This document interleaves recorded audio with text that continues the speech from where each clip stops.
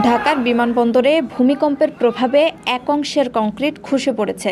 এ ঘটনায় বিভিন্ন দালানে ফাটল দেখা দিয়েছে এবং কয়েকটি ভবন হেলে পড়েছে। প্রকাশিত ছবিতে ধ্বংসস্তূপ, ফাটল ধরা দেয়াল এবং হেলে পড়া ভবনের চিত্র স্পষ্টভাবে ধরা পড়েছে। শুক্রবার সকালে রাজধানীর অপরিকল্পিত নগরায়ন ও পুরনো ভবনের দুর্বল নির্মাণ মানের কারণে ক্ষয়ক্ষতি আরও বেড়েছে। বিশেষজ্ঞরা সতর্ক করেছেন, এ ধরনের প্রাকৃতিক দুর্যোগে নগরবাসীর নিরাপত্তা ঝুঁকিতে পড়তে পারে।